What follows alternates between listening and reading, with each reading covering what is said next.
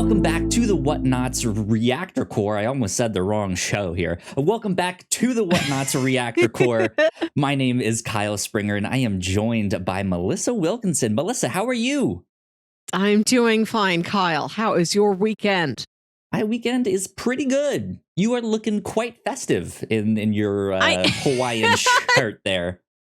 My friend Jack and I, friend of the podcast, joked about how we should go see movies wearing what we know the director wears on set, which we didn't do. But I thought, well, if I'm going to podcast about it, let me throw on my Taika Waititi style Hawaiian shirt. There you go. Good stuff. Taika Waititi indeed. Because this week, indeed, this time, yes. This episode, we are discussing Thor: Love and Thunder. This is gonna be a big old spoiler cast. We'll have all the details, all the stuff we thought, liked, didn't like, discussing all the spoilers and Easter eggs and all that good stuff.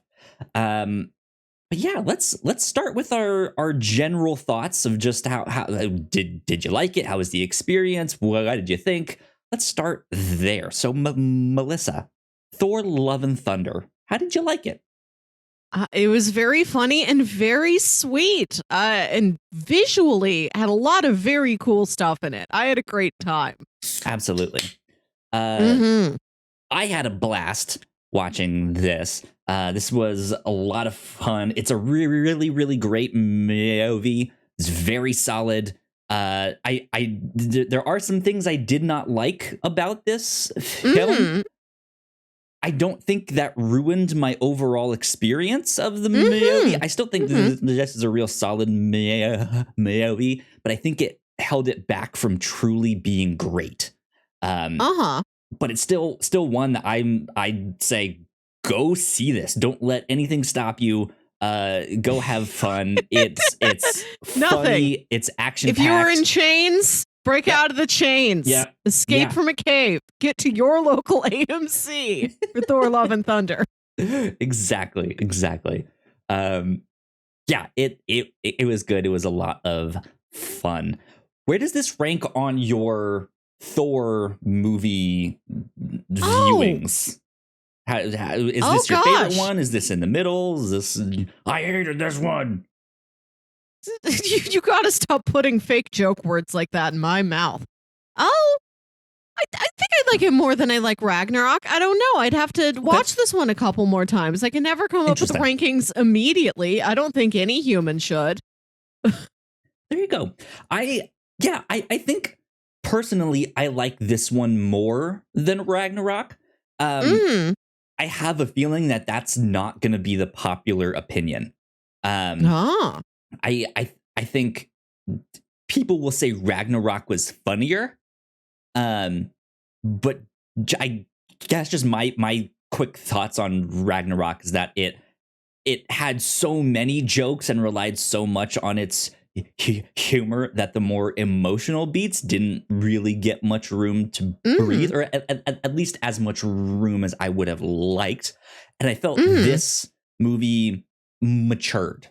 It's not toned down because it's the same comedy, the same type of that. It's the same stuff, but I feel like there were emotional beats in here that were given some space to actually be like, oh wow, yeah, this is an emotional moment here, and it's not followed up by some fart joke or some joke about how Loki disguised himself as a snake and that, right? It just like lots of comedy, but I think I found myself laughing out loud more in Ragnarok. Yes. Than this. I don't remember Ragnarok.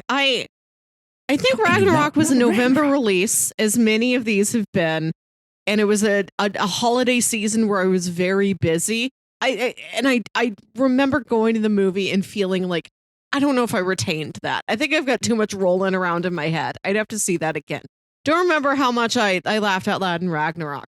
Did laugh aloud a lot in this one. Fun theater experience. I saw it with a pretty decently sized theater. There was some good pops in there. It was nice atmosphere. That's fun. That's a lot of fun. Yeah, let me see. Let me pull up some box office mojo stuff here. I always like to do the box office mojo stuff on these spoiler It's only casts. Sunday afternoon.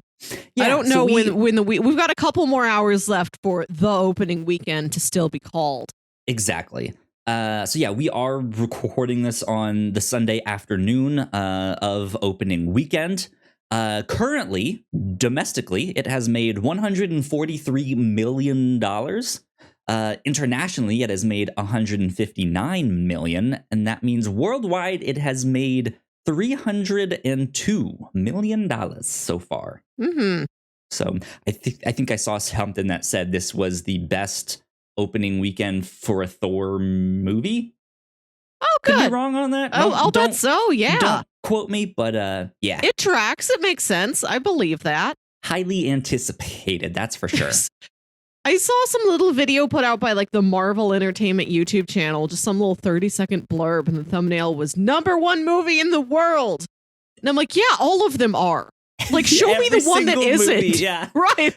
Because it's #1 movie in the world, but then they always have some like qualifier of like #1 movie in the world of action movies of this weekend of that like right. But for movies of this stature, I feel like, yeah, that's true. You aren't like #1 in your genre or #1 for movies in like X amount of theaters or something. I think that just is you.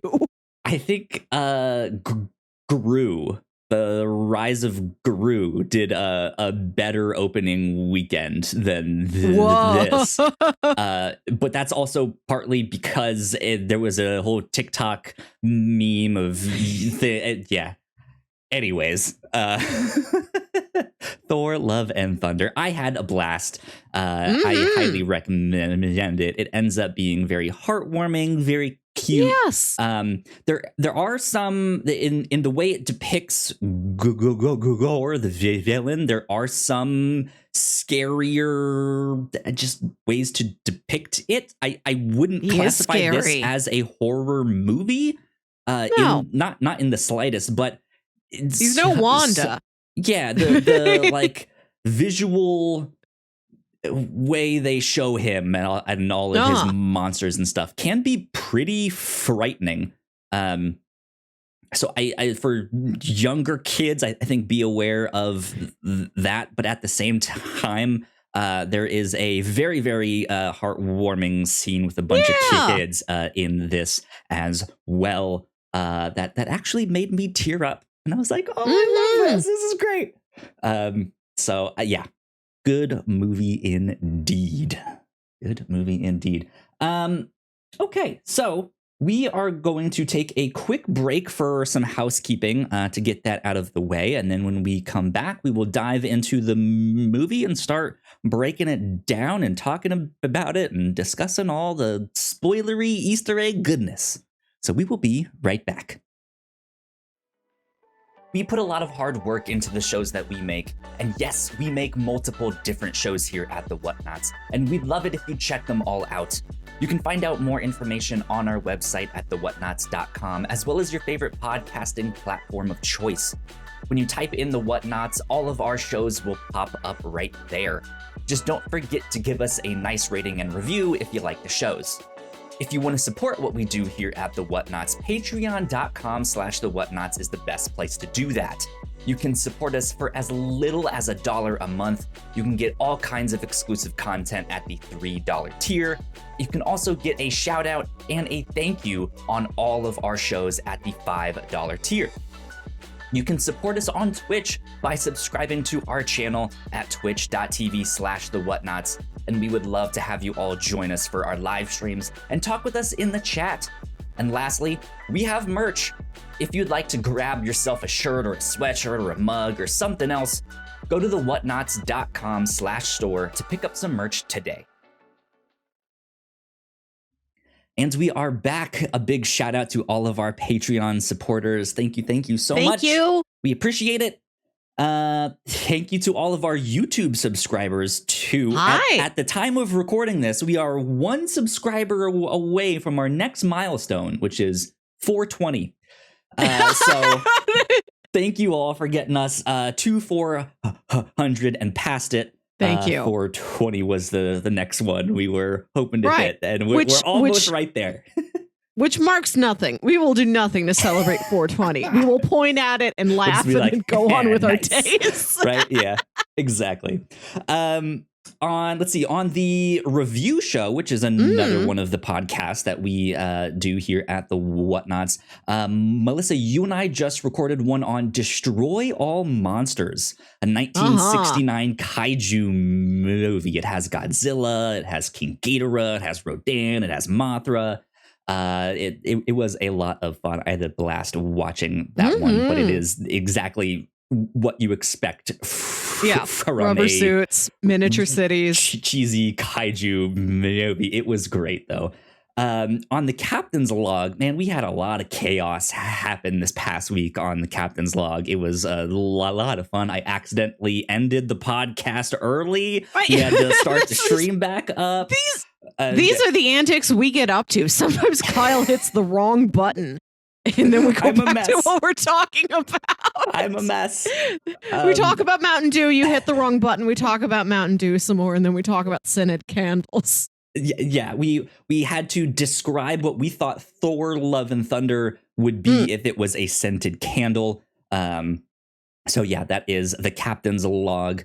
And then Crossplay, our video game podcast. Last time we recorded, it was a smaller show. But there was starting to be some more video game news out, stuff we're getting excited for in the coming months. I have that cyberpunk cat game called Stray that I'm looking forward to, which is out later this month. But yeah, that is our video game podcast Crossplay. You guys can go check out. But I think that is about it for housekeeping. All that stuff is up on our YouTube page as well. So go find it. Go have some fun. Go watch more of our shows. Yes, thank you. So last bit of housekeeping, I actually did think of a few more things. Here on the Reactor Core, we are doing our reactions to Miss Marvel. The finale is this next week, so that will be the next one that we record, I think, number 76. But then if you want more Thor content on the review show, Melissa, you and I covered the Mighty Thor. Is that the one? Volumes 1 and 2. If you want to know more about Jane Foster Thor, we covered those first 2 volumes of the comics that you guys can go check out. Let me see if I can actually find it real fast. It was recently. It was just earlier this spring. It was. Let's see here. Don't have a number. Thor, Goddess of Thunder, episode 201 of the review show. So yeah, not too long ago we watched that. Breaking off a hundo with Jane Foster. Some great comics to check out here. Cool. Well, with that, I say we get into spoilers. Yeah. Okay, here we go. So we'll do what we always do here on the show, do some kind of large brush strokes of what the plot is, but we'll just use that as jumping off points to discuss the film. Melissa, this one starts out with Gore, and he's on his dying planet. It seems like he's one of the only survivor of his planet. And he has his daughter in his arms, and she dies. He's praying to save her, all of this stuff. And once she passes away, he is led by this mysterious whispering voice into this oasis where he finds not only the god that he was praying to, but more godlike beings. And he sees the body of another god who has died, and there beside him lays the necro sword. And Gore kind of confronts this god and is just like, "Hey, what the hell, dude? Like, I've been praying. Did you not pick up my call?" And the God is just kind of brushing him off, ignoring him, and that leads Gore to picking up the Necros horde, stabbing him, and then vowing that all gods must die. Yeah, Melissa, that's our cold open. What did you think of Gore? I liked it. I liked starting with this villain. I thought that was fun. That was a similarly impactful opening we got in Moon Knight, starting with Arthur Harrow. I love the opening camera angle itself, looking at this dry, barren, cracked desert, and it's like a camera. This really interesting camera angle where we're just seeing Gore's shadow projected across the landscape. This preview of what's to come with his shadow powers, with his black and white shadow world.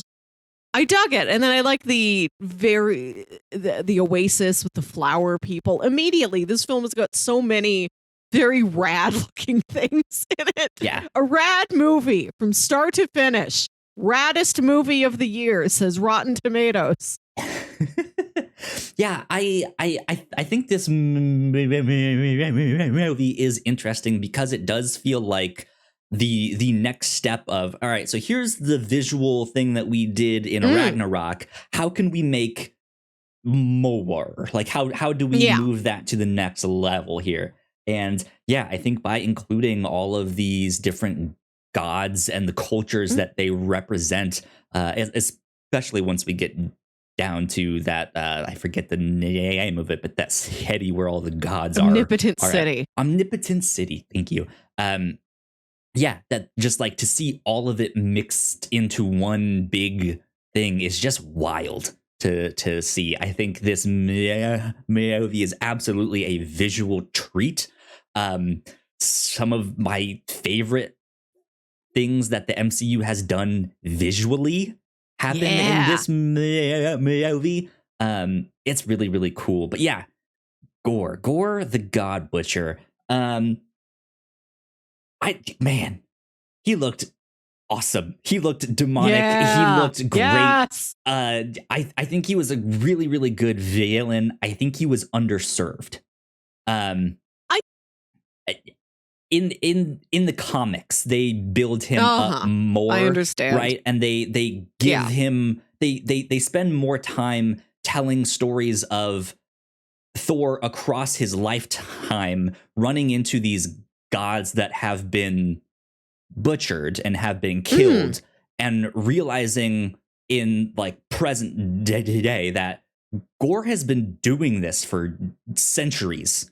And that he's been like murdering these gods, and it's gotten to a point where Thor has now like noticed it and put it together that like these weren't just like one-off random like, oh, that's weird that a god got murdered. It was like, this has been building up. This has been slowly happening. Whereas I don't think this movie really got to spend the necessary amount of time to build him up in that way and actually make him super scary. I mean, like scary in that sense that he is a formidable threat.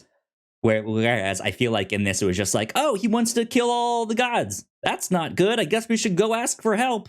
And then it was just like, well, I mean, sure, like that you would probably want to ask for help with that, but he was more scary visually than he was in his actions, in what he was doing with like what you saw him do.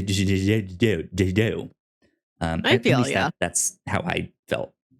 I do love his design. I love the way his eyes like glisten. He'll come out of the shadows, you can barely see him, but those eyes will shine like a cat's. So eerie. I think you're right about the stakes.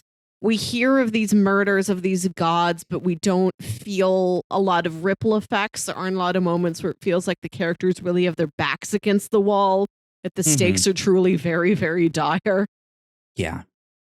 But after that, we pick up with Thor, and we get to hear a little bit more of his story because Korg is telling his story. He's being like, let me tell you the legend of Thor.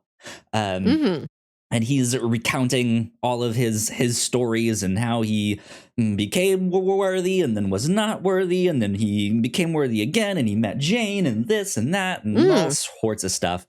We get to see his little workout montage with the big old chains. And Thor is back to being fit, godlike, ripped Thor. He's no longer fat Thor that we saw in Endgame. Which I have to say, I kind of like fat Thor. All Thors design. Are good. Yeah, good at any size. They are. But man, I love that one. Great design. But so we pick up with Thor. He's been kind of trying to find himself. Who is he? What truly makes him worthy? Is he worthy of love? All, just thinking about these big questions. And he's been doing all of that while he's hanging out with the Guardians of the Galaxy.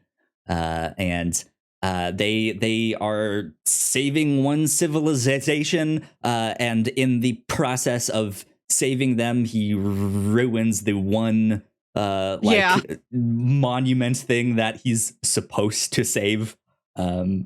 So Thor is got some work to do, got some things to work on still. But eventually the deeds of Gore have kind of caught up to the Guardians. They see on their map just a bunch of these distress calls, and he sees one from Lady Sif. And that is kind of what separates him from the Guardians.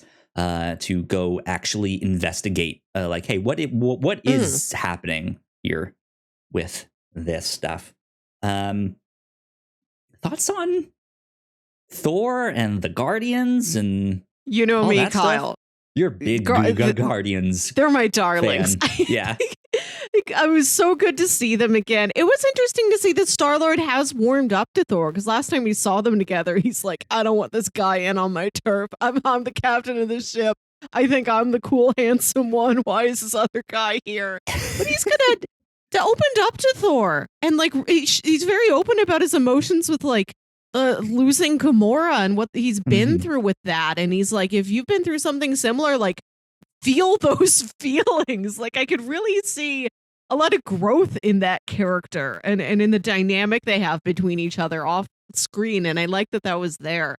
I think maybe my favorite joke in the whole movie is when they get back to the ship after this battle and they're like, oh, Cracklin, that's where you are. And he's like, yeah, you told me to stay with the ship. And this alien woman comes up behind him and he's like, this is Glenda, we're married. And they're like, Cracklin, you have to stop getting married on every planet we go to. The thing that I love about that joke is the reaction of his wife. She's not shocked. She seems okay with it and kind of agrees. They're just like, yeah, you gotta stop marrying every planet we go to. Cut it out, I love Cracklin. He's the perfect sideline character to put that joke on. We never check in with Cracklin. We never see him on his own. He could have 20 spouses across the galaxy. Yeah, or are they all on that ship and we just haven't seen them yet? Right, when the pink lady wakes up at the very beginning of the first movie and Peter's like, right, gotta be honest, forgot you were here. Yeah, exactly. Man, yeah, I loved seeing the Guardians in this. It was great to check in on them, especially since it's been quite a while since Guardians 2. I think the next time we'll see them is in the Christmas special that's coming out later this year, right? Yeah, and then in their movie, I believe next May 5th. So it is nice that after a dry spell, we're getting 3 Guardians related things within 1 year of each other, which does help the feeling that I thought there was going to be a little bit more Guardians in this movie. Not a lot more, but 10 more minutes of screen time. Much, but yeah. That's what I was initially thinking, but then as bits came out about the production, I'm like, maybe they're a little bit larger in this than I thought they were. And the goats, after saving, attempting to save this planet's temple, they're like, "Oh, Thor, you are a hero. We give all our heroes a gift. We're giving you these goats." And they're like, "We need to offload these goats. We're giving them to the guy who smashed the temple." And I remember like hearing some bit about how Taika Waititi installed the goats so that like James Gunn would have to pick up that storyline later. So I thought there would be some button with the Guardians at the end of the movie where they came back, like, "Oh, you guys have to keep the goats now," or something. I don't know. I thought there was going to be a tiny bit more, just a fraction more. I'm imagining in the next Guardians movie, they'll do a similar thing where the first bit that we see is when Thor is still with them. And we might just get like an extra scene there. So he might have these goats just on the ship that just scream. These goats, Tooth Gnasher and Tooth Grinder. I don't think they're actually named in the movie. Yeah, I think so. But that's what they're named in the comics. And they just scream. They have the most human scream. And it just... It's so funny. Why do they exist? I don't know, but it's just they're great. I love them. It is the dumbest joke, and it is fantastic. But yeah, we have goats now. we have goats now. We have goats now. The MCU has goats. Goats. Checkbox. This was in Feige's plan the whole time. He's got a long list. He's like, "I want Nova and I want some goats." He's like, "And in Thor 4, goats." Entire boardroom golf claps. Yes. But yeah, so Thor goes off to investigate and catch up with Sif. What's neat is that scene of that giant like dinosaur looking thing is straight out of the comics. Like that is the shot in the comics of Thor looking at this giant monster that has been killed. And that just by itself, to know that is like one for one, that is the shot. It's just like, that's amazing. That's so cool to see that like realistically. Oh man. But Lady Sif thinks that she is dying and about to go to Valhalla, to which Thor breaks the bad news that no, you have to actually die in battle. You survived the battle. Right. You can't die just shortly after the battle. Doesn't count. You are missing an arm, so maybe your arm is in Valhalla, which... By the way, to skip ahead a small bit, when we did get to see Valhalla at the end, I would have loved to see just her arm there on the floor and just like no one had picked it up yet. It's just sitting there. I think that would have been hilarious. It can scuttle around like Thing. It just rolls. That would have been hilarious. But yeah. This is when Thor then picks her up and takes her back to New Asgard to get her in the hospital. And we kind of pick up with a little bit of what's been happening in New Asgard here. But before we get to that, I want to go back to Jane Foster and pick up with her. So we do get to see Jane Foster again. Natalie Portman is back reprising her role, which is fantastic. I'm glad that she's in this movie. Yeah. This Jason Aaron's run on these Thor comics that started with his Gorr the Godbutcher story through the mighty Thor goddess of thunder, all the way to War of the Realms and beyond, was incredible. It's a fantastic story. So to see them bring a lot of that to life here in this, it has just been amazing to see. And I think Natalie Portman did a phenomenal job as Thor.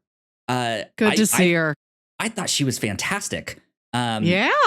So real fast, yeah, we do catch up with Natalie Portman. We do get to see a little bit more of her relationship with Thor, of what that was like through the words of Korg. And we get to see them kind of drifting apart. And after they kind of split and leave, we learn that she has cancer. And that it is stage 4. It is very aggressive. And she doesn't have much longer to live. I guess they're not entirely certain of that at the point we see her and meet her. Yeah. But it is, hey, it's not looking good. This is real bad here. Darcy comes to visit her. Happy to see like that friendship nourished. I love when she called Dr. Selvig. I love that the MCU's like, Dr. Selvig's still out there. We're not going to drop him. I don't know how often you're going to see him. Maybe you'll just hear him mentioned for him and Miss Marvel too. So. Right. He's mentioned in Miss Marvel. He's mentioned in like Far From Home. Like I like that even if we're going to see Stellan Skarsgård around, like Dr. Eric Selvig continues to thrive in this continuity. I don't know if thrive is the right word, especially. Well, people know it might be, especially like some random 17-year-olds know his name. His naked escapade over at Stonehenge, right? I guess you could say he's now thriving compared to that. But we get to see that this cancer is pretty aggressive, and in realizing that she's probably not gonna survive, she turns to Asgardian magic and thinks, hey, maybe something over there can heal me. Maybe Mjolnir, right? Because he had some healing powers, kind of, which it was new to me-ish. So what did you think of Jane Foster, Thor, Natalie Portman? How did you like her performance? It was really good to see her. There's a lot of different angles she has to play. This tragedy, this sort of stubbornness. I like when Darcy's like, you have stage 4 cancer. And she's like, yeah, but out of how many stages? And Darcy says, 4. And Jane says, yeah, that we know of. Like she's trying to be like scientifically optimistic. Right. Yeah. And to be honest, I don't actually blame her, especially from her history in the MCU of learning that Thor exists. There are gods out there. There is more to what we thought existed.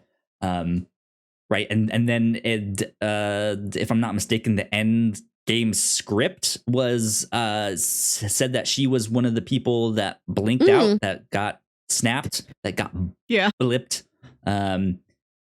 So yeah, that, I mean, there is more to life than people know. So she's not really wrong. Yeah, I side with her. Yes. I like that this perspective was in there, that it is part denial and stubbornness, but also like true scientific exploration of there are things out there in the world that we don't know. Maybe I am in just a little minor stage of cancer. Maybe I could live for many more years. Maybe I need Asgardian magic. Maybe I got to get across the ocean. I got to go to Norway. Yeah, I think Natalie Portman is a fantastic actress. We've covered some stuff of hers on the review show. I'm a big fan Black of Swan. V for Vendetta. Oh yeah, that's one of my favorite movies. Here's where my issue with this movie starts. As much as I think she's an incredible actor, as much as I think she did phenomenally as Thor, I think this movie's depiction of cancer is straight up bad. It's not there. I mean, she's in chemo and she's making it look like a breeze. And I know people who have had cancer. I've had family members who've had it and gone through it. That's not what it looks like at all. Cancer, especially chemo, destroys you. Like she, if this was to be more accurate, she would be malnourished. She would probably be angrier. She would probably be balding, if not have like a buzz cut and short hair.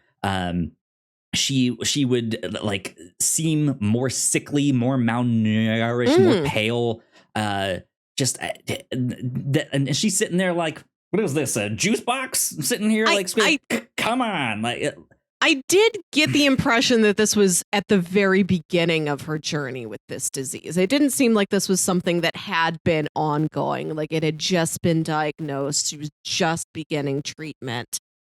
But I do understand what you're saying. Yeah, that is something that could have gone a lot farther, and they didn't.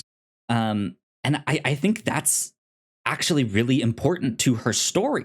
I think that's the thing that this movie is trying to do too, because in the comics, her cancer is aggressive, but the chemo is helping some, but not enough. And the issue is that when she picks up the hammer, all of the progress that the chemo has made or would have made, it all gets expelled from her body. So when she turns back into Jane Foster, it's as if she's never had chemo.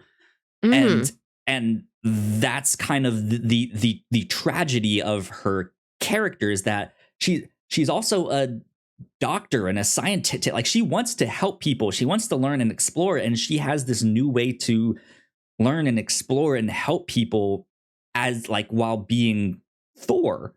And it takes away her cancer. Like, why wouldn't she? On top of that, though, in the comics, Asgard has the science, the magic, what have you, to cure her cancer. Like, they mentioned that, like, hey, we can fix you, but she refuses. She's like, no, like, I'm a human. I'm not supposed to have access to that stuff. Like, you're like, I'll do things my own way. But then she also wants to have her cake and eat it too, because she wants to be Thor, which heals her of this thing. But so this movie is trying to do that too, but the depiction of the cancer isn't great. It's almost non-existent, because it doesn't really explain all that much. We don't know if the chemo is making any progress. Yeah. And so at the end, when she is just like, it's like she does pick up that hammer for that last fight there, I felt like the impact was lessened. Like, sure, it's still sad because you know what they're trying to get at and do. I just feel like it could have had so much more weight. Yeah. And it just feels like a missed opportunity. But unfortunately, that's partly because they didn't have enough space to tell that story and Gor's story in the same movie and Thor's story in the same movie. So you don't really get the full emotional weight behind each of these stories. And that sucks. But like I did say at the start, right? I think this movie did mature and allow some of that space there for these more emotional stories to just get the room and the screen time that they deserved, at least more so than Ragnarok. So like, it's still like this is a good movie. I get what they're going for. I actually think they were kind of successful in what they were going for. It's just, I can see that they're like, this could have been so much more. I understand that. So, but yeah, like I have only read the first 2 volumes of the Mighty Thor comics. I didn't read anything with Gore in it, but I've heard so much about that whole run of comics and how exciting it is and how compelling it is. And I would have liked to have seen a lot of that stuff on screen, but I do understand that like an ongoing comic series and like a 2-hour movie of very different pacing. Yes. With the comic, there can be more sort of episodic adventures where she's changed, she's Thor, she's changed, she's Thor. She goes back and forth, and the film just doesn't really have room for it to flicker back and forth like that. We don't have room to slowly explore Gore as this ongoing building mystery. He's just a threat that's there at that moment. Mm-hmm. Yeah, I don't know, it's a tricky part of adaptation. I appreciated that the movie was like just 2 straight hours, just like an hour 59 minutes. I like a movie that owns its length, that is exactly as long as it feels like it needs to be. But it would have been nice to have had like 5 extra minutes on a lot of other things. Yeah. But yeah, so they get back to New Asgard. This is kind of where everyone sees each other again. Thor's sitting there like, Mjolnir, you came back. And then it goes back to Jane Foster. And he's just like, what the hell, dude? You're Thor now too? And he has to reconcile with that and with Mjolnir being back, but not really responding to him. All of this stuff. Gore eventually shows up and he kidnaps a bunch of children. His whole plan is to use them as bait to get Thor out there. We'll discuss that at a bit here, but he kidnaps a bunch of children. And the new Asgard kind of has to figure out what they're gonna do about the destruction that Gore just caused. As well as what they need to do to get their children back and all sorts of stuff. And so they get a ship. They get Tooth Gnasher and Tooth Grinder, these flying, screaming goats to steer the ship. They install Storm Breaker in the ship so it can focus the... God, why am I blanking on the name now? The Bifrost. Frost, yeah. So that they can get to the Shadow Realm where the kids are. All sorts of stuff is happening there. I really like the shadow monsters and stuff that Gore could command. Those looked really neat. I liked how all the shadows were shifting and moving and all that stuff. That was wild. But yeah, so I guess this is where we also kind of catch up with Valkyrie. In the movie, we get to see what she has been up to as King Valkyrie, including her Old Spice commercials. Right. I love that it's Old Spice. I love that it's this very traditionally masculine brand, and she's like, "You can smell like me, Valkyrie." People out there are like, yes, I want that. I want to smell like her. What's interesting is that Isaiah Bradley. No. That's not his name. That's the one dude from the Falcon and Winter. What's the guy's name? I know who you're talking about. Yes. That it was the actor that did all those. Oh yes, yeah, I know. You're right. You're close. You're close. I know who you're talking about. Flexes his pecs all the time. Not that guy, but the other one. The guy who was on the horse. Yes. He was a fan favorite to be casted as Luke Cage when the Netflix stuff was starting to be announced, all that Marvel Netflix stuff. They're like, get him, he'd be great. He was not the one that was cast, but it's kind of weird to see not full circle, but just the nod to the Old Spice. There's here, arcs. Right? There's arcs that almost make a circle. What's the progression of Old Spice in the Marvel universe? I demand a new Rockstar's video right now. What did you think about the kidnapping of all the kids? Man, I sure love it when they kidnap kids. It's great. Favorite movie trope. One of my favorite. I really liked Axel. I liked him individually. I think he's a nice addition to the cast. Didn't even know Heimdall had a son. I don't know if that's part of comics or mythological lore, the son of Heimdall. I dig him though. But I feel like the stakes with Gore going around killing gods should have been high enough that he didn't need to also kidnap like 20 kids. Yes, I agree. I don't think he needs to set a trap. The trap has already been set by him killing all of these gods and continuing to do so. So yeah, that whole thing was a little strange. I do kind of like the payoff of it, though. Yeah. We'll get to that in a bit, but yeah, like it's strange. It's, I guess, a cool Easter egg for all of the actors that a bunch of those that is really kids sweet. are the actual kids of a lot of the actors in there. That was nice. But yeah, I don't think we really needed it. I don't know. But that's what they did. They were on their way to the Shadow Realm. Kids were all cute. Lots of different special effects makeup on the various kids. Like, I liked them, but I just... Right. The fact he's killing gods ought to be enough. That ought to be what the conflict is. He doesn't need to also kidnap your children. New Asgard, the people have been through enough. Yeah.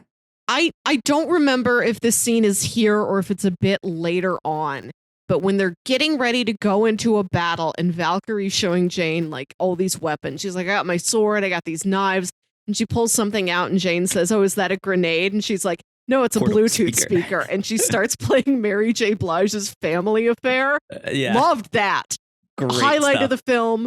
Really disappointed that song did not come back to like score an actual battle scene. Yeah. They had some really interesting song choices that were in the background. There was a Sierra song in there. She's just quietly playing My Goodies. Yeah, exactly. Yeah. I was like, what? This song? Oh my God, I remember this.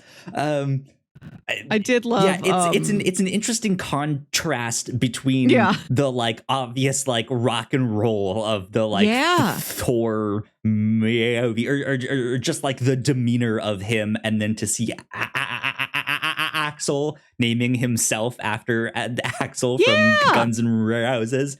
So yeah, just to see that King Valkyrie is into like 90s and early 2000s hip hop and R&B and stuff like that is just like, okay, I like it. I like this.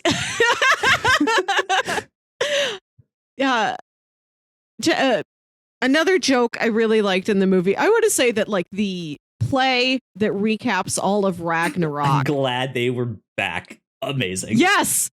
They're all there. The audience I was with cheered so loud for the mere appearance of Melissa McCarthy. Before she even says anything, this audience lights up. It was a moment of joy. That's awesome. That's so cool.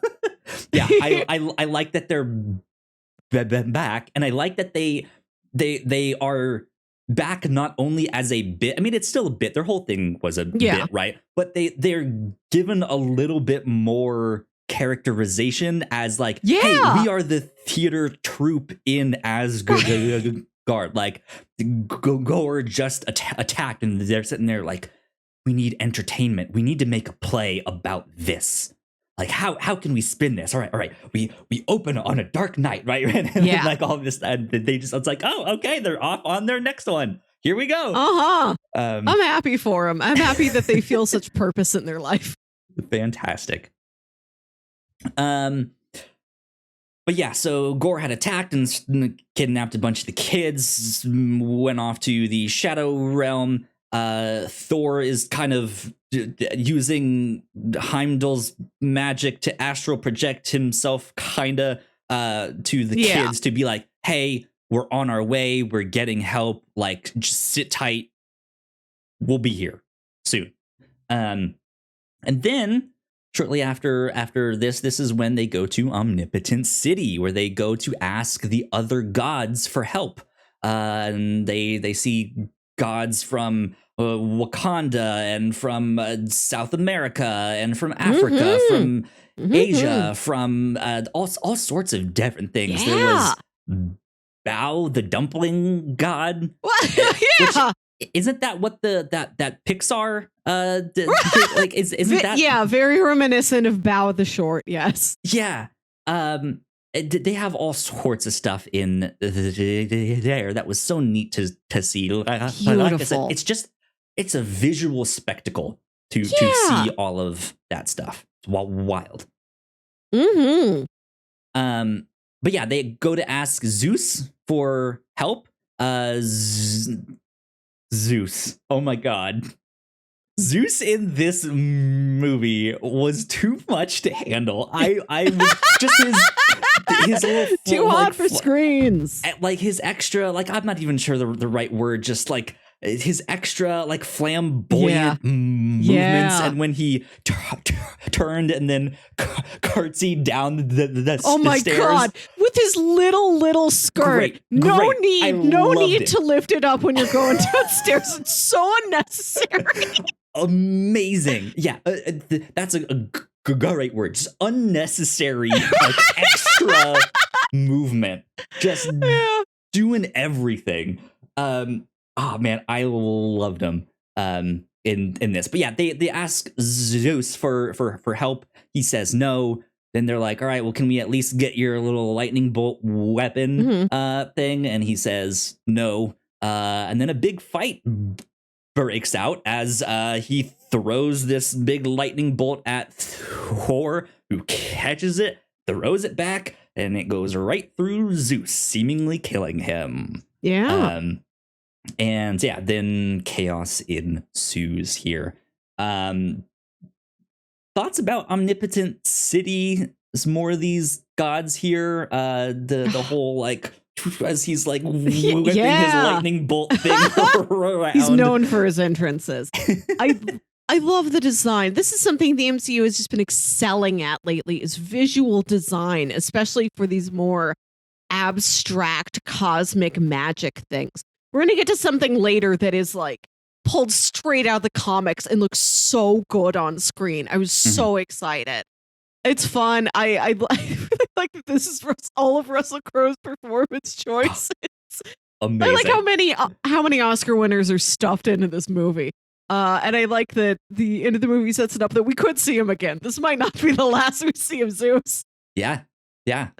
Yeah, I loved it a lot. I like that Korg saw one of his gods there sitting on a throne of scissors. Yes. Was sitting there, which I didn't understand why it was scissors. So shout out to the new Rockstars breakdown video that was like, it's a throwback to that rock paper scissors joke that he makes because rock beats scissors, and so it's just like, oh my god, that makes so much sense. And it's just like, I can't wait to get to the planet full of scissor people.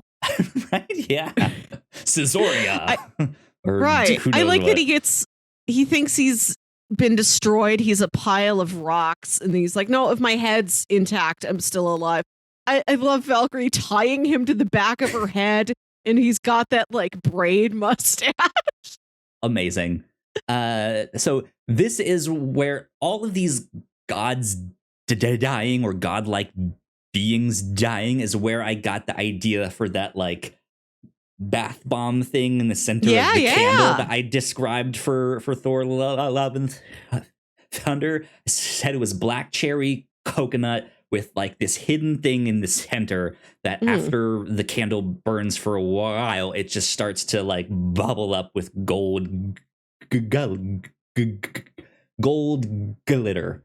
Very glitzy. And that was fantastic to see all of this gold flying around here and there. And then like, man, there's that one scene of Valkyrie as she like does that spin move and it's all just pouring on her. And she's just like, yeah, I love this. Yes. I'm like, that's a Valkyrie. There you go. I love it. That was fantastic. But yeah, they steal the lightning bolt. Steal the lightning bolt and leave a bunch of these gods angry that they killed a bunch of them, I guess, or at least some of the guards, and they seemingly killed Zeus. But I guess, in spoilers, no, he's not dead. And like you said, he might be back down the road here. So, yeah. I But think then we get moving on. Go Yeah, ahead. I think we get all the hearts to hearts on the cocktails and dreams ship after this. So I Thor- have to admit, Yeah. before we continue, I didn't know it said cocktails. I thought that said coconut. That's why I put that in my candle. But like Taika Waititi likes to wear all the Hawaiian shirts and stuff like that. It fit regardless. Right. But Right, yeah. we got some beachy vibes, kind of towards the end. I feel ya.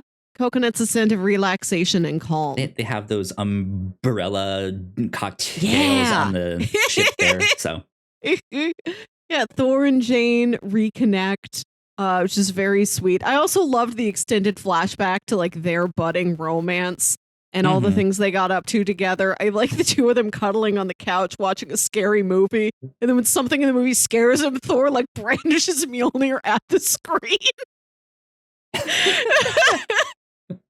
fantastic. It's so sweet. I think the part that I got teared up at is in that flashback scene where like Jane is sleeping and Thor whispers to Mjolnir, I love her so much. Mjolnir, will you look out for her if I'm not around? And the Mjolnir glows and Korg's narration is like, and that acted like a spell. That was magic. Yeah, I love any time you get to see true love being like literal magic. Yeah, it's them as they're both like drunk and in their Halloween costumes, and here's dressed like a hot dog. A hot dog being like Mjolnir and take care of her, and it's magic, right? So then, it is that spell that is what makes Jane Foster, or what gives her the ability to pick up Mjolnir, which is a little bit different from how it is in the comics. But man, I loved the new attack that Mjolnir can like separate into all of its broken pieces, and she can just like boom, and it's this like scatter shot attack. That was awesome. I was like, that is so cool. That first scene where it starts to like build back up, I in the movie, I was like, that was fucking awesome. That was so great. But yeah, they reconnect with their relationship. But I think one of the relationships that no one saw coming in this is the love triangle between Thor, Mjolnir, and Stormbreaker. Yeah. That was hilarious. That he's so happy to see Mjolnir back because that was the weapon that made him worthy. Or I guess didn't make him, but proved that he was worthy, right? And then he has Stormbreaker now, who's starting to get a little jealous that he wants Mjolnir back, and all that stuff, and starts doing some stuff there, and he just floats up and it's like, hey, don't forget about me. I do love that these inanimate objects are bestowed with this sentience. One of my favorite MCU characters is Doctor Strange's cloak. I feel like all these guys are friends. We need a eventual like inanimate object Avengers team. It's right. Forget like the League of Mjolnir. Super Pets. We need the League of Objects. Inanimate Avengers. It's a stop motion film. Exactly. Oh man. But shortly after that is when they get to the Shadow Realm. And this has to be one of my favorite visual looks that they have done in the MCU period. The way that this realm is infected by the Necros horde. I mean, it already is the Shadow Realm, right? But it's just there is no light there. There is, you can see the whole thing is in black and white is essentially what it is, except for things that give off light. So like Zeus's lightning bolt, or when Thor calls electricity down lightning, it has that like bluish glow.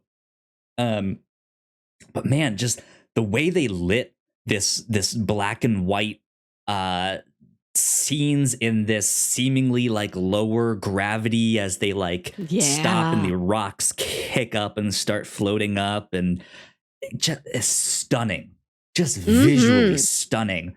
And yeah, it especially I think it was especially bold that they did that when you look at the past two Thor movies, or this one and the previous one, and the whole thing is that they were taking those drab and dreary first two Thors, which weren't as drab or dreary as we remember them, but they were pretty dull in comparison, right? And they were just ratcheting it up to like, let's make lime greens and sky blues and cyans and magentas and golds, and just everything is super saturated to now black and white, and just like that visual punch is just, whoa, this looks cool. So what did you think of the Shadow Realm? It was such a neat thing to see in the trailers. It was something that made me extra excited for this movie. But I also kind of wish I had no idea that was coming. And suddenly the movie just is black and white. That would have been kind of cool. Yeah. What a surprise. Yeah. Man, I liked it a lot. I'm hoping we get to explore more of these realms here. What exactly is the Shadow Realm? We don't. Well, that's where Yu-Gi-Oh banishes monsters, right? Nailed it in one. We're done. Wrap it up. Podcast over. I'm not going to hit the button to end this prematurely here like I did on the captain's log accidentally. We need a fake ending button. I should put that in. No. Or just something that rolls credits. Get the what's the make meme of credits to roll. Right, yeah. The Whatnots is brought to you by, right, has all of that stuff on there. No, like I hope we get to explore more of these realms. And I have a theory for where the MCU is going that I mentioned on our reactions to Miss Marvel. I'll kind of do a short one when we explain some stuff at the end here of this, but we have a lot more realms. This word keeps popping up in the MCU, and I think I know where this is going. And I think my theory still stands. But yeah, we still don't know much about the Shadow Realm or the Nor realm or dimension or the quantum realm. There's so many of these things that are like, we know that they exist. We know that there's some new perspective, some new way to see reality or something like that. And we just haven't gotten to explore them properly yet. But yeah. So yeah, they fight Gore. This is where we kind of learn that, well, I mean, we knew it was a trap, but they go in there and fully are like, yep, okay, our suspicions were right. This was a trap. Gore needs the Bifrost to get to eternity, which is basically this being at the center of the universe that is also a location, and to enter the like holiest of holies of eternity, you need the Bifrost, and so Gore needs Stormbreaker. That's what he needs. And this whole thing was to get his axe.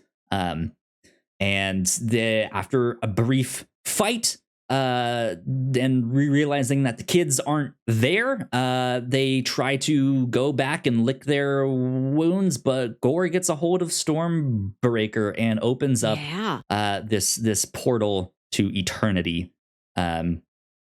And so the Thor team, Revengers 2.0, need to go back and finish getting the kids. Excuse me. And save the day. Which they do, but they leave Jane Foster behind because now that she's been separated from Mjolnir just a little bit, that cancer is really kicking her ass. And again, she just faints. Like I don't want to take that away from her, but like I feel like that depiction of cancer could have been better. Oh well, but we do finally get to see her like in the hospital, like actually sick. Like, hey, you no longer can be in this fight. Like you need to stay here.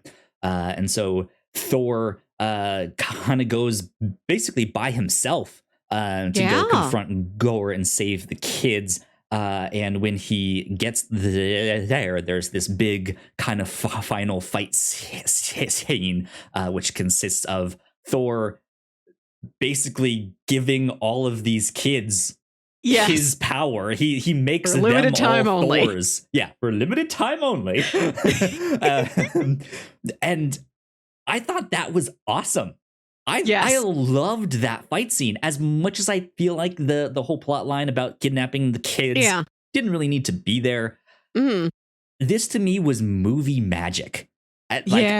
This is, man, how many times have I, as a kid, imagined myself as a superhero? How many times have I seen kids playing Spider-Man or Iron Man or Batman, stuff like that, and just imagining themselves out there saving people? And here's a scene where literally a whole group of them become Thor and just start whooping on all of these guys. Right. Like, how cool is that?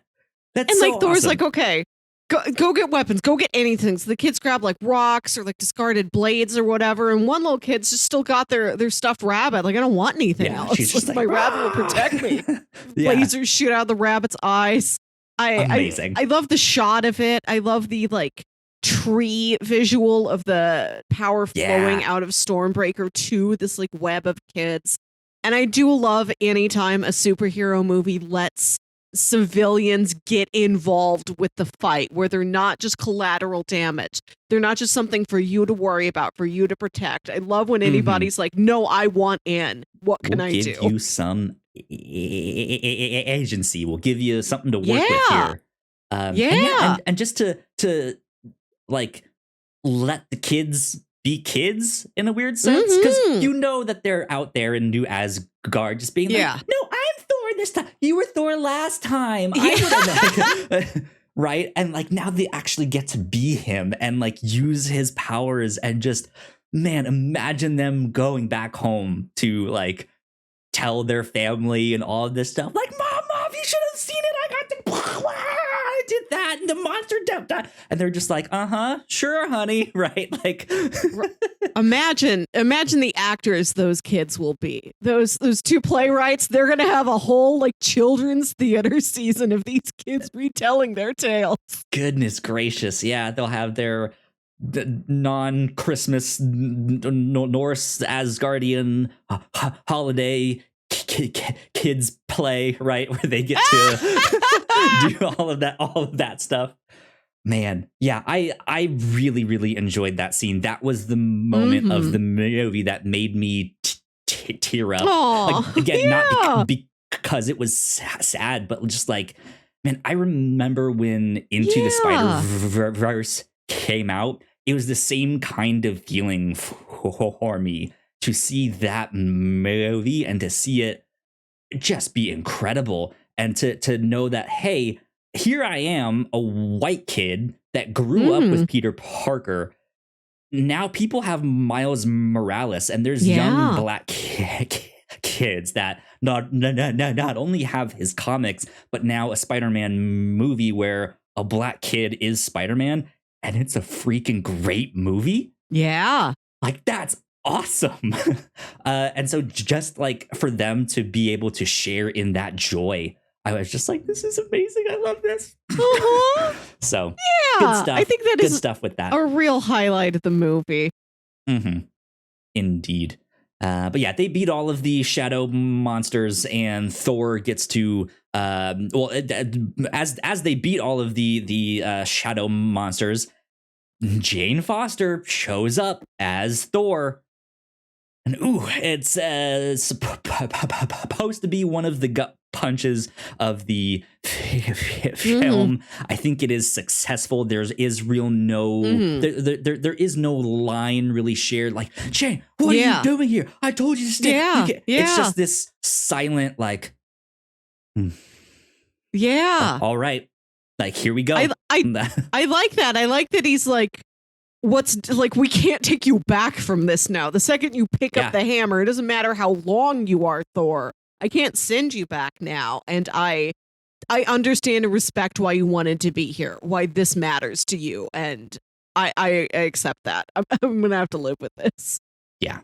And so, they end up breaking the Necro Sword in a really, really cool way. Mjolnir, as they shatter the sword, Mjolnir scatters and like collects the pieces inside it. And then Jane calls down the lightning and smashes it inside Mjolnir. That was pretty cool. She got her triumphant moment to be like, you can call me the mighty Thor or Dr. Jane Foster. Yeah. I love that. I love that she's like, I am a doctor in all situations, regardless of whether I'm in space or a different realm or something. I have title. A PhD. Yes. Exactly. Which is similar to the scene in Harley Quinn and the Birds of Prey, right? Where she is like, hey, I actually have a PhD, and like you will refer to me as Dr. Harleen Quinzel. Stuff like that. So that was neat. But the portal to eternity has already been opened, and so they wander inside. And yet again, there is just this stunning visual display of Gore kneeling in front of eternity. This physical character of eternity that appears as just this, like appears as like the outline of the character, but the inside is just a galaxy. Yes. I loved this. This is one of my favorite things in the movie.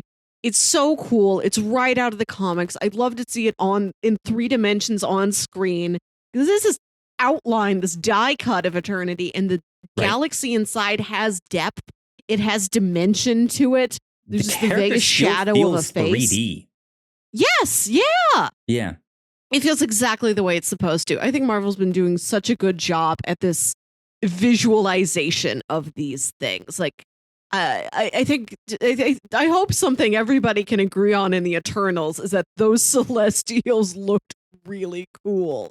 They're massive, unbelievably huge. The scale of them, the texture of them. I think the MCU does really well with these things that could come off as kind of cheesy or underwhelming otherwise. Yeah, indeed. And so, there's just this kind of end moment, this kind of reconciliation between Thor and Gore, this understanding that like, hey, I'm really only here to resurrect my daughter. Like, that's the only thing that I want. And if that means I need to give up my life for hers, then yes, that's what I will do. But I don't want her to be alone.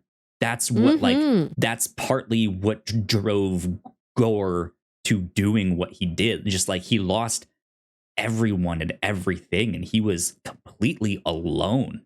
And it especially that alone feeling of praying out to a god and having them not respond. Yeah. Right. At least in a meaningful way. Of course, Gore gets to actually meet and confront that god, but the god is dismissive and didn't hear his prayer and didn't even know like who he was and all that stuff. So we get that where Gore resurrects his daughter. Jane Foster is dying in Thor's arms, in this place. And yeah, there's this understanding that Thor is now going to take care of Gor's daughter, which is not something that I expected. This is not how the comics turn out. Thor does have children in the comics. He has he has 3 daughters, and they all kind of have this like Powerpuff Girl aesthetic, where one's a blonde, one's a brunette, and one's a redhead, and they all have like some kind of Thor like powers. But was not expecting this to kind of be the culmination of the film here. And then by the end of that, we see sometime down the road, I'm not sure if it said exactly how long down the road, but Thor and Gore's daughter are living in a new household, and they are just trying to be the best gods that they can be and protect people and do good and love one another and spread some joy. And yeah, that is how the movie gets its name. Thor, Love and Thunder. Love is the daughter and Thor is thunder, which I thought that was sweet. Kind of sweet. Yeah. So yeah, I was also very surprised by this ending. I like the message that Gore goes there for vengeance, saying, I'm going to kill all the gods. And Thor says, what is that really going to do for you that won't bring her back? You can bring her back. Yeah. And I suppose there's some limit to the magic where Gore could only bring her back. He can't bring himself back from the brink of death. So yeah, and Thor's just lost Jane. Jane has died in his arms. They have a very beautiful final moment together. And Thor's like, I need to keep my heart open. I can't be closed off. I am here to love. That is the best of myself. And I will adopt your daughter. Something that hasn't been brought up again, which is part of the surprise. That like any sort of theme of fatherhood or of a generation hasn't really come up with Thor before. So it really does surprise you. But I like it that in that moment, he's like, what else can I do? Of course. Yeah. I'll take her in. I'll raise her as my own. We'll be a family. Yeah. They live in this cute little house. He makes her pan flaps for breakfast. He smushes pancakes and flapjacks together, calls them pan flaps. It's great. Good old dad energy. Pan flaps. So sweet. I like that her final outfit that we see her in, she's wearing this like green hoodie and a purple vest, which are these like Hulk colors. And it reminds you of Thor's friendship with Hulk in Ragnarok. It reminds you of when him and Loki go down to Earth and he's got like the purple and green like in his outfit, in his civilian clothes, kind of to preview that Hulk's coming up later. And it's also, I don't think it's intentional, but it's a nice echo to Kamala's parents making her the Hulk and Hulk Jr. costumes for her and her dad. Amazing. Big Hulk and small Hulk. Yeah. So, yeah, I want to talk about some interesting things in this scene here. This character, Gore's daughter, I don't think they officially name her, do they? Is she credited I don't think so. as does she have a name? No, he never refers to her by name. He just calls her my love. And then then Korg calls her love, but we don't know if that's literal or metaphorical. So there's a really, really interesting scene when Gore resurrects her and she walks over to him, and this whole place is this like bright white, like infinity. You can't see all that stuff, but the floor is like like a couple inches of water that they're in. It's not much. It's all reflective, and in like it starts out on Gore, and in the water's reflection you see the daughter, but the daughter is in this same outline as eternity, in this like galaxy looking design. And as the camera pans up, you then see the real her. We mentioned New Rockstars once before. New Rockstars took this in the direction of that character. Her name is Love, and there is actually a character in the Marvel comics that is the embodiment of love. I know nothing about her. Was she part of that like big pantheon of celestial beings that appeared way back when we read Infinity Gauntlet? Infinity Gauntlet, a graphic novel where a bunch of people show up for a couple panels. Potentially, of that kind of pantheon-ish. Yeah. That's not a character I thought of or knew. I mean, not that I would think of her. I don't know what books she's been in. There is another character that looks exactly like that.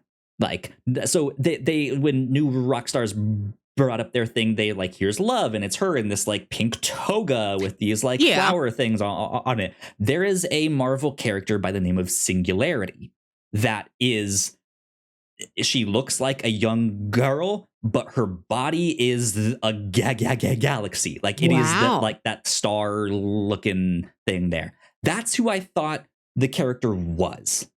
I'm gonna say that's probably not her. However, leans into my theory of where the universe is going. So the character of Singularity first appeared in the more recent Secret Wars comics.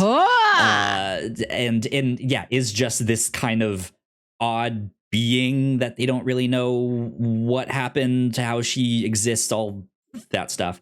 Not much really ever became of her outside of that, which is why I'm like, I don't think that's Singularity, because there's no real like important thing outside of Secret War. She debuted in Secret War. Interesting.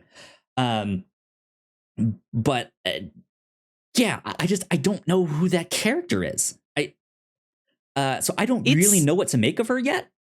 Yeah, I think it's exciting that we've talked about how the MCU is building up the squad of young Avengers, and then we get this edition who isn't. It seems really outside of that, besides being a young child of a superhero.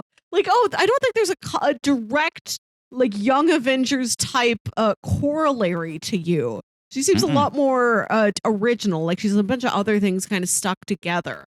And I like that possibility. I like that real wild swing that among these characters who we know we're looking forward to. We've got Kamala Khan and Elijah Bradley and Kate and Yelena and everybody in Stature.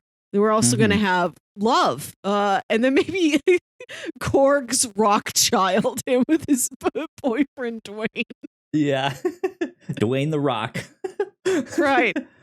So I just don't know what to make of her yet. And that is both exciting and interesting. I'm just like, where is this going? Like, what is happening here? I don't know. I don't understand. That's also kind of how I left this movie. Like, I had a lot of fun. It was really sweet. It didn't quite like crack the world open the way I feel like we look for a lot of things to do now. I don't think it like really gave you that MCU galaxy brain the way like No Way Home or Multiverse of Madness did. But I really like the character journeys. I like the heart of it. I like the surprises. And I do like we've got this sort of new addition that's kind of come out of left field and really could be anything and has a lot of potential for it. For sure. I also just like that even if it doesn't mean anything for like plot mythology, just the idea of like Thor's going to take her over to like visit Pepper and Morgan, or maybe they'll go to Clint's farm or something. I just like, these Avengers like having kids. Like I would love to see more moments of them just like being friends and like hanging out with each other and their kids hanging out with each other. That's nice to imagine. That would be great. I liked this movie a lot. I think there's never a bit of it that felt boring or slow. I thought it was paced really, really well. But yeah, there's that one plot about the kids being kidnapped that didn't really seem to fit with the rest of everything, other than and just it's not like what if we And gave it's our not kids something to do? subpar. It's not like any of the kids are Right. annoying. You just sort of it doesn't feel like they needed that to get to where they needed to get at the end of the movie, but good things do come out of it. We do we love all the kids being little warriors. Yeah. I loved all the characters in here. It was great to catch up with Valkyrie. Yeah. I wish we got more of her, but what we got was fantastic. Something else. I remember like a lot of speculation being like, who's going to die? Is Valkyrie going to die? Is Thor going to die? And the only people who die at the end of this are Gore, the villain, which you expect, and Jane, who enter the story with a terminal disease. Like I like that the story didn't feel like it needed to kill anybody beyond the characters who did seem, according to some sort of plot logic, kind of marked for death for the beginning. It didn't feel the need to like, surprise, somebody's dead. I think people were kind of hoping that no one died, especially after Thor Ragnarok, when almost everyone died. Right? Yeah. So good stuff with all of that. Mm-hmm. End credit scenes. Let's talk about those next. Hercules, yeah. So say his Zeus name. is Here he not is. dead. Zeus is not dead indeed, and she's just like, oh man, that gosh darn Thor. Don't we hate him? We do. Hercules, my son, go get him. And he's just like, yes, father. Yeah. Hercules is definitely a Marvel character I've seen here and there.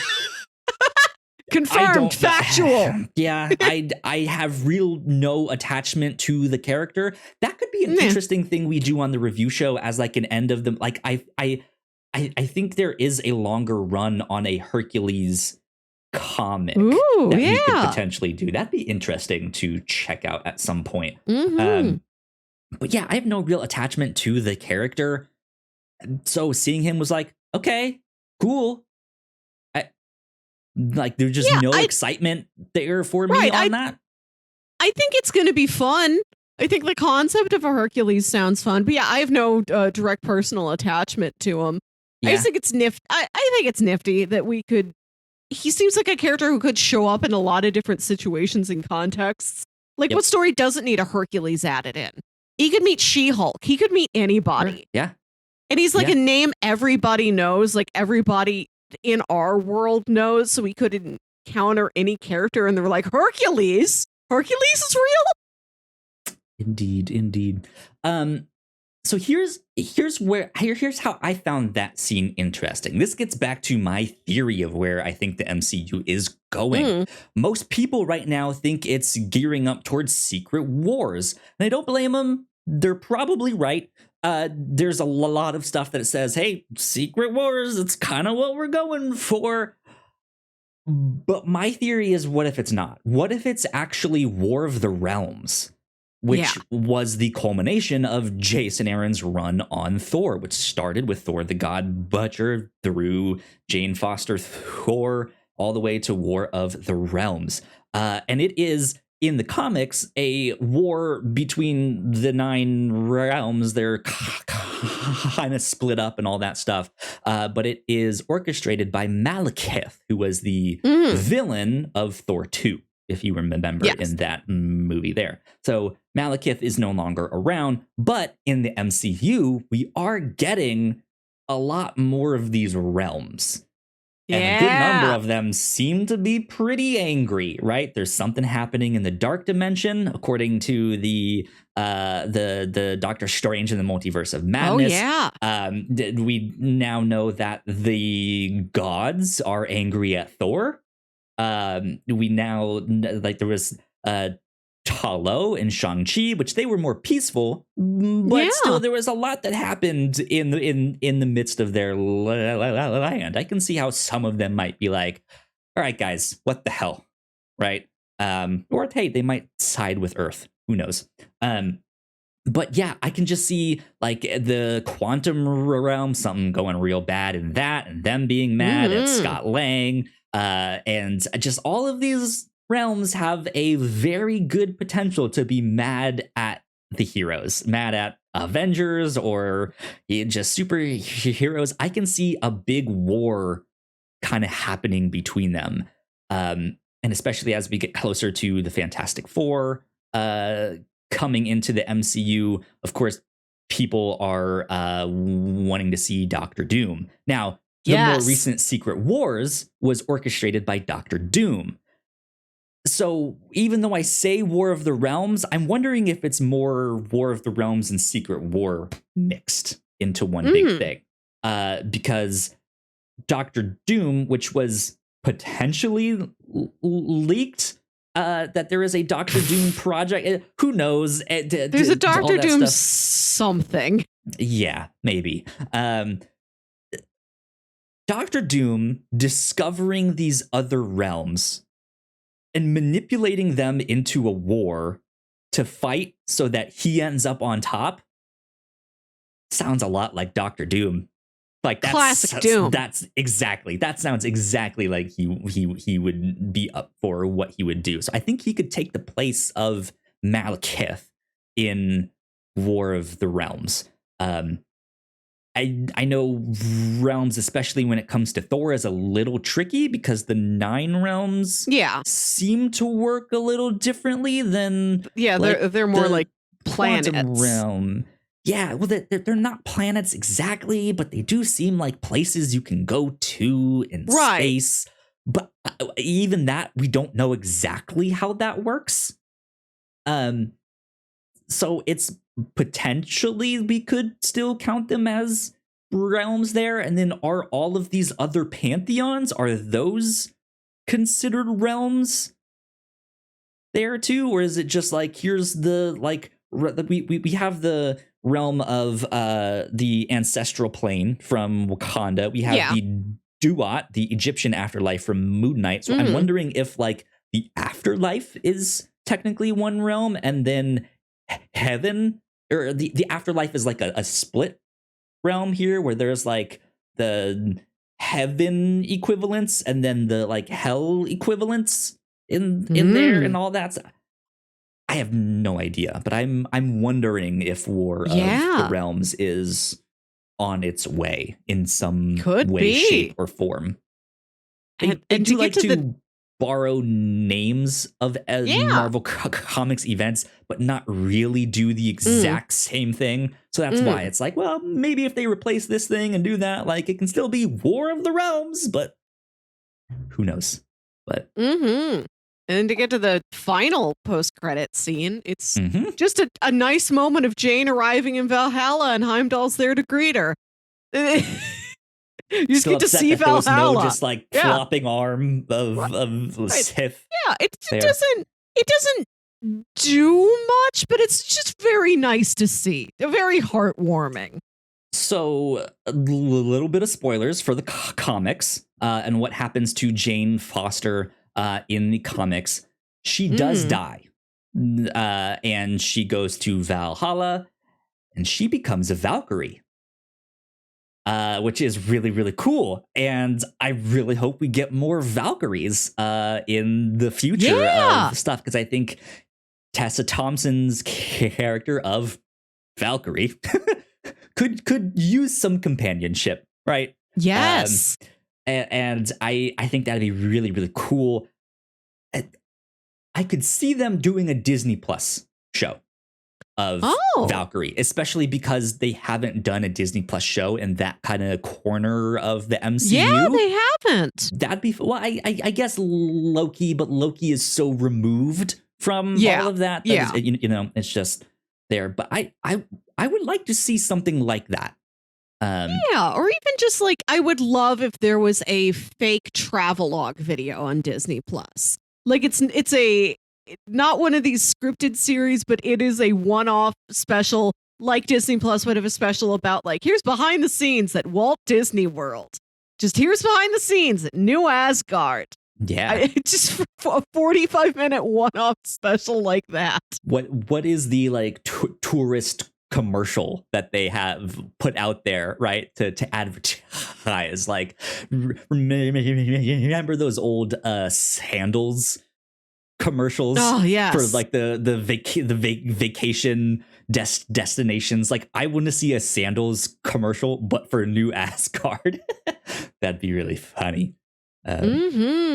But yeah, I don't think we're necessarily done with Jane Foster in the MCU. I do hope that they make her a Valkyrie and that she can appear down the road in a cameo or two or a show or something like that. Just knowing that she's since we've been spending so much time exploring different forms of the afterlife, that we could see her again in some sort of ghostly or angelic form, like a spirit from beyond who will offer you assistance or guidance or something.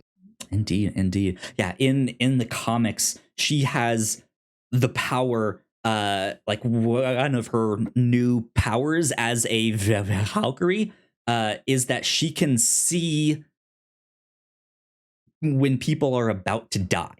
Like there's this like thing on top of their head, and if it's super small, then they're not gonna die soon. But if this like giant death ball on top of their head is ginormous, then it's like, oh shit, something's about to happen. That person is about to die.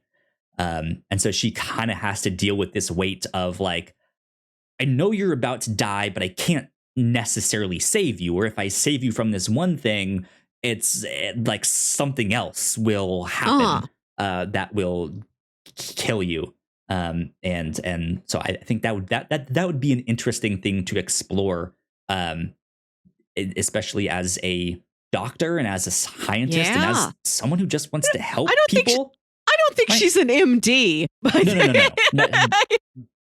Not that. Just, in the Valkyrie comics, she does end up working at a morgue to be like still be in her like doctor scientist role thing. But then can she talk to the dead people? I don't remember. That'd be fun. I don't know. But she ends up taking a job at a morgue. It might just be to help ferry those people to their afterlife, right? Something like that, as is the job of the Valkyries. So there you go. That's Thor: Love and Thunder. We do get the title card at the end that says Thor will return, which feels good. Feels good every time you see one of those. I also want to shout out the end credits design, how everybody gets their name in a different cool 80s font. Cool, like rock and roll metal band font. That was fun. It says Thor will return. We also did recently learn that Thor is no longer under contract, or Chris Hemsworth is no longer under contract. But he also did say, hey, I will play this character until they kick me out. So I'm sure he will be back. But also, you never know. Thor could be Jane Foster somehow again. Right. You don't know. Thor is a title. Love as the new Thor. Thor Jr. Yeah, who knows? I do like that I do like the idea of having one of the original Shawarma Six still hanging around. Like Tony's dead, Natasha's dead, Steve is old / possibly on the moon. Hawkeye's just going to go retire on his farm, which he ought to do. Bruce, we repeatedly see around, but like due to contract, I don't know if Marvel can have the like Thor solo title. I forget how those like contract dealings work. The Hulk solo title. Like, I don't think they can do the Hulk solo title. I forget if they can or not. I've said this before. This isn't new, Kyle. That's a phrase I've said before. Maybe I didn't realize it or stuff, but that is brilliant. Especially as we're both lost hands and, the Oceanic Six, the Shawarma Six. Right. I like that there's one member of the Shawarma Six who we can count on to like be a protagonist that every once in a while we'll keep coming back to and see like an extended journey from that character in different phases of their life. Indeed. And in that Thor run by Jason Aaron, we see Thor throughout the ages. Like we see King Thor, who has his eye patch and he's king of Asgard, and he has the big old white bushy beard. and then we see like young Thor and stuff like that. And that would be an interesting way to recast, but tell Thor stories way before the Avengers existed. Like all of that stuff. Tell the time he met Kingo. Sure. Yeah. That would be fantastic. So yeah, Thor as an immortal character is interesting of what they could do with him in the MCU. So we shall see. Mm-hmm. Who knows? We could be in our 60s and 70s and get a new Thor movie with Chris Hemsworth still playing Thor. Wow. What a thing to look forward to. Right? God, I would love that. I would love to see this thing persist. Interesting. The year is 2079. They haven't said the word mutant out loud yet. No, please no. But yeah, that's Thor: Love and Thunder. I had a blast with this. I don't think this is incredible, right? But I think this is solid. This is a good Thor movie. I think it is my favorite of the Thor movies. But like I said, because I feel like it matured, it has more of these emotional stories in there. It gave it more room to breathe. Unfortunately, it's still not enough, but I think they were successful in what they did here. So I liked it a lot. I liked it. Final thoughts. Anything else you want to say or shout out?